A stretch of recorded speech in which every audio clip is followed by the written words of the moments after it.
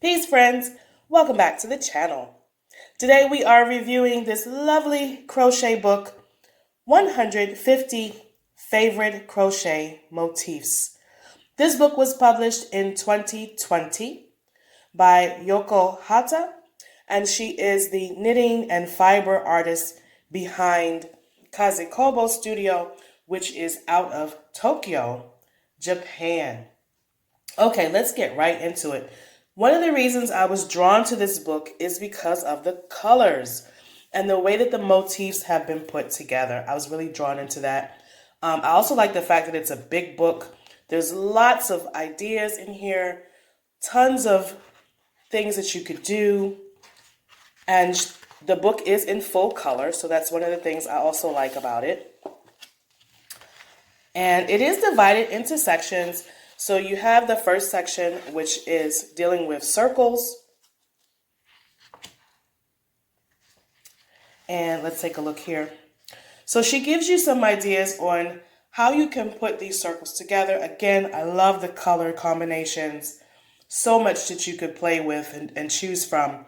You could turn this into a wall hanging, a room divider. Have you ever seen those beaded curtains that people hang from their doorways? This would be so pretty for something like that, right? So the book is in UK terms, and it also uses a lot of graphs and charts. So you're going to have those numbered graphs and the line drawings instead of a written pattern, right? A few of the instructions are in English, but the actual patterns are going to be in those graphs. So if you're not used to using that, I think I will do a video about how to read the crochet graphs. This, for me, using this book was actually the first time that I sat down and concentrated on teaching myself how to read the graph, okay? So just to give you a heads up about that, the terms are in UK. Okay, let's continue on in the section dealing with circles. Now, you certainly don't have to stick with a square shape or a rectangle shape as you're putting your motifs together. You could definitely do a free form or a freestyle shape. And there's no rules against turning that into a placemat or anything that you'd want to make. One of the things I appreciate about the motifs in this book is that she's combining different types of yarn. So here she may combine acrylic with a cotton, or she's combining this cotton with a textured yarn. So many ideas that you could put together. Okay? So let's now look at squares. Here we have, this could certainly become a scarf, a blanket, a decorative wall hanging. I have some more examples here. I like how she's using these contrasted colors, a light and a dark, or even keeping a cool palette with these blues and greens. And on this page, she has combined the squares into this colorful scarf. One of the tips that she gives is that the key to achieving a balanced look within your project is to create common colors in the motif that is next to each other.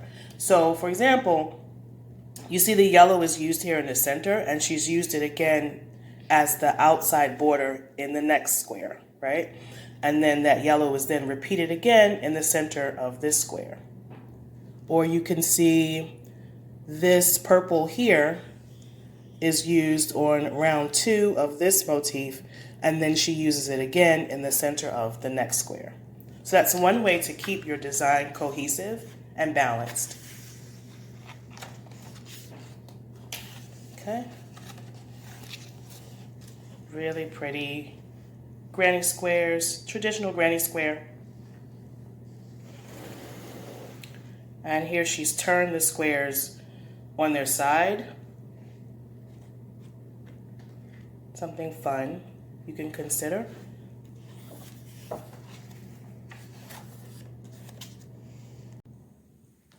The next chapter is triangles and polygons. Let's see what's here.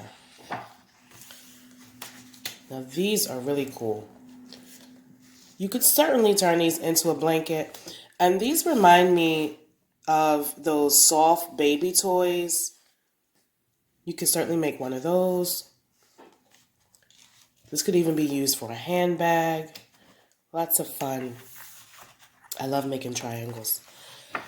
And here we have this polygon shape, which actually looks like flower petals. I love the way that she's placed the contrasting colors next to each other. This would be cool decoration on your table, a table runner.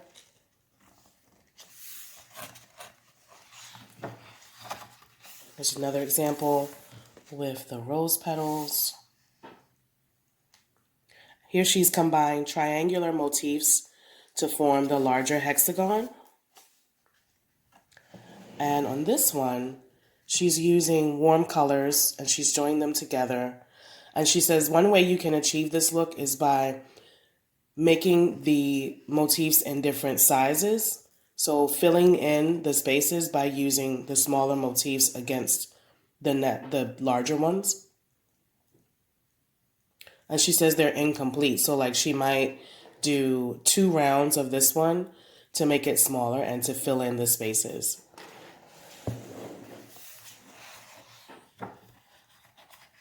Okay.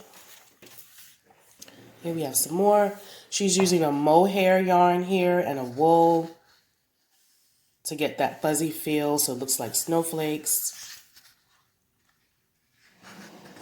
These are really pretty. I love the blues and greens together. Okay, the next chapter is Irish crochet. And if you're not familiar with Irish crochet, it is typically done with a very thin crochet lace and a very small metal or steel crochet hook. And typically it has leaves, flowers, motifs that are joined together using chain stitches, picot stitches, some type of mesh that connects the motifs. And usually, I don't know if it's the traditional way to do it, but usually when I see Irish crochet, it's monochromatic. It's done in just one color. You know, I usually don't see it in very colorful designs. That might be intentional because it forces you to focus on the intricacy of the stitches. Okay, this is very pretty. And I feel like the book is constructed from easiest pattern to the more advanced. So certainly here with the Irish crochet, we have the more advanced projects. This is a Irish lace collar. So it certainly would take a lot of time and concentration. And the back of the book, she gives you just basic crochet techniques and stitches, single crochet, double crochet, yarning over, picot, all those fun things are in the back of the book. And just to give you a quick little look here, even the crochet charts, the diagrams are in color too. Okay, so we'll be back and we'll come back together and talk about how to read those crochet graphs and charts in another video. But let me know if you pick this book up, if you make anything from it, how you like the video and the review. It's very inspiring. It just makes me want to make all these little things and find some way to put them together. But yeah, I believe you can find this book on Amazon. You can pick it up at your library if they have it or request it. All right, guys. So leave me a comment. Let me know if you plan on making anything from this book. Let me know if you find any other patterns by this particular artist that you enjoy. Make sure you hit the subscribe and the like if you haven't already done so. And I will be back again with another book review and another crochet tutorial. I appreciate you. Peace.